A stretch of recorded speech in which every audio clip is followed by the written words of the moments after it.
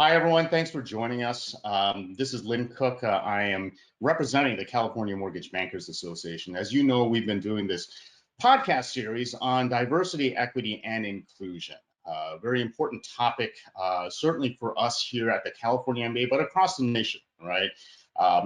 Diversity, equity, and inclusion is really becoming a sort of a force and driving a lot of change within the industry.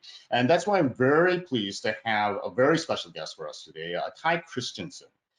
She is the diversity, equity, diversity, equity, and inclusion officer over at CBC Mortgage Agency. She previously was the director of government affairs there. She has been in the industry for 17 years. More than that, she has been really a force and a voice for diversity, equity, and inclusion, and really the goal of diversity, equity, and inclusion, that being home ownership rates, home ownership sustainability for minority communities. And so we're very, very happy to have Tai Christensen join us today. Just a little additional background, in addition to her 17 years of work within the mortgage industry, Tai has been an advocate for a lot of different groups. She is on the American Mortgage Diversity Council as an advisory council member. She is also the national spokesperson for, I don't know how to pronounce this, Tai, the UHOUSI. I'm sure you're going to give us that acronym. And she has been featured in numerous media, including the Washington Post, Fox Business News, National Mortgage News. So really, we are very pleased to have Tai join us. She is an expert and really a very great advocate for diversity, equity, and inclusion. Tai, thank you for joining us today. Thank you, Lynn. Thank you for having me. So really, your background is, somewhat at the macro level, but you have a very interesting sort of personal story that goes along with this. Can you tell us a little bit about sort of where you come from, how you got involved with diversity, equity, and home ownership within the United States? Where does that drive come from? Sure, happy to. And once again, thanks for having me on. So homeownership goes back 4 generations in my family. And obviously I am a Black American, and that's not very common, although I didn't realize that that was not very commonplace until I started in the mortgage industry in 2003. And so my great-great-great-grandfather, he was born enslaved, and at the age of 9, he was picking cotton in the fields. He eventually segued over to being a chef on the plantation. And after emancipation, he ended up working for a notable restaurant in Hillsborough, North Carolina. That's where my family's from. And when he was emancipated, he kind of became obsessed with this idea of buying property. So much so that when he had passed away in 1902, he owned 50 acres of land, and he left a home for each one of his 8 children.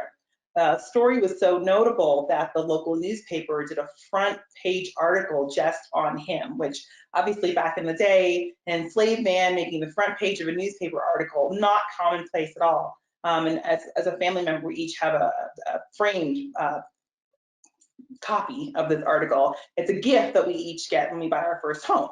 And so every generation since then has been a homeowner. My great-grandmother, she was not actually kin to my great-great-great-grandfather. It was her deceased husband's actual lineage. But she refused to be the only person in the family who didn't own a home. So she was a single mom of 4 boys with a deceased husband. She scraped together as much money as she could, and she was able to buy a home for $500 in North Carolina. And so that home has transitioned generational wealth from my direct line.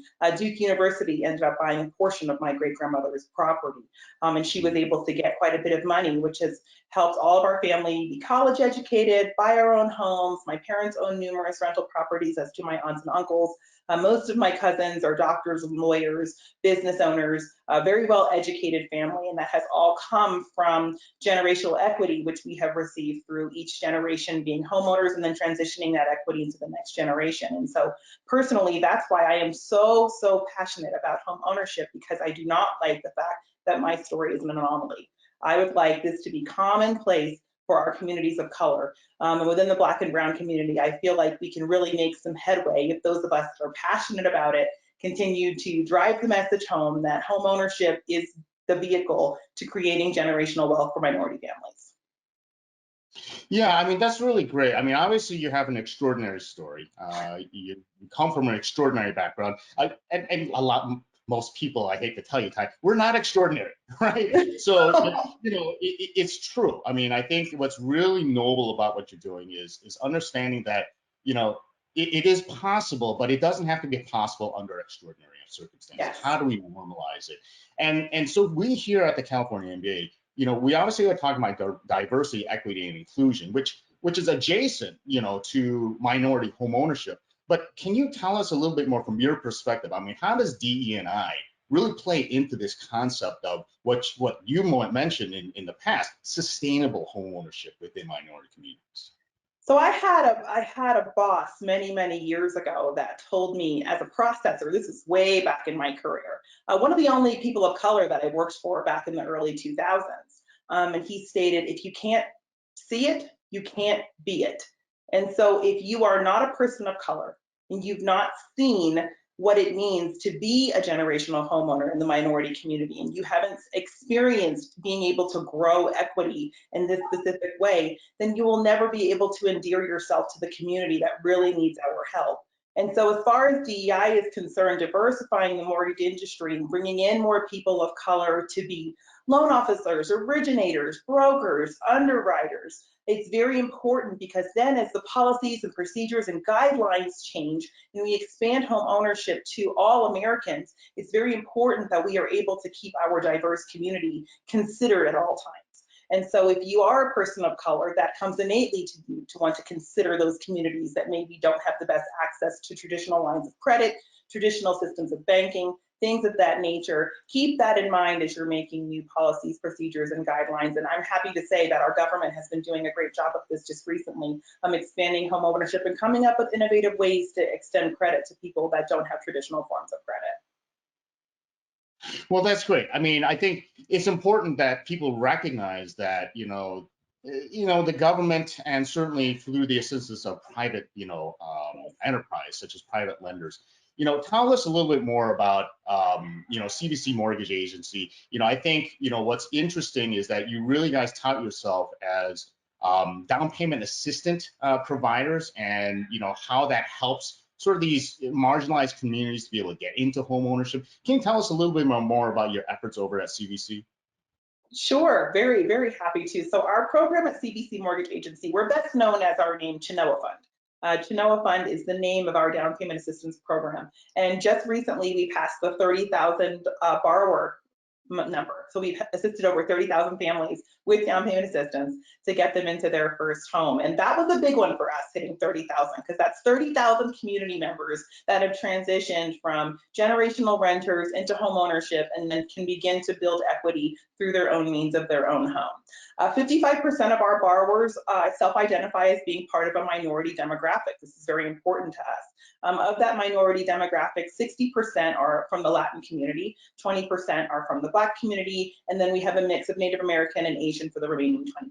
So very excited to be doing our part to extend home ownership to communities of color that aren't exactly able to say to mom and dad, hey, do you have an extra $25,000 lying around that I could utilize for my down payment, and I can't pay you back because it has to be a gift.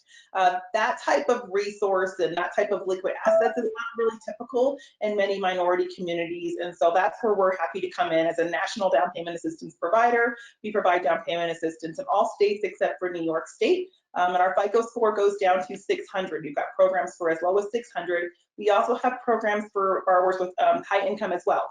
So we're able to service kind of both sides of the spectrum, giving that assistance when familial means are not an option. And I think that's an important thing to mention, right? I mean, there's obviously tons of research involved with down payment assistance and how that affects communities, how that breaks down that barrier to home ownership. What have you seen that other lenders outside of CBC, obviously, right? But what other lenders are doing that are very successful, in terms of getting to this point of minority home ownership? I will say that one lender in particular, New American Funding, they have an amazing program that they've designed specifically for the Latin community that has expanded home ownership to this community, bar none, by far one of the most progressive lenders to do this. Their initiative is really get grassroots, getting into these communities, hosting Spanish-speaking only events, having Spanish-speaking loan officers reach out to these specific communities and bring them into home ownership. I mean, let's just be clear, the minority community has had their fair share of financial trauma. And so we as a mortgage industry have to do what we can to extend trust to the community and bring them back to the fold. So they specifically are doing a really great job. Bank of America also has a great minority initiative program. I've been really impressed with these large corporations and large private sector companies that are going out of their way to set up minority initiatives, grassroots initiatives where they're hosting homebuyer events, they're hosting picnics. I've heard just last week people are hosting picnics to talk about home ownership. I think it's phenomenal. So there's a lot of work that's being done by private sector. People are getting really serious and they're putting down the checkbooks and stopping just donating to fundraisers and such, and actually creating organizations and initiatives that are really designed to help solve this homeownership gap problem.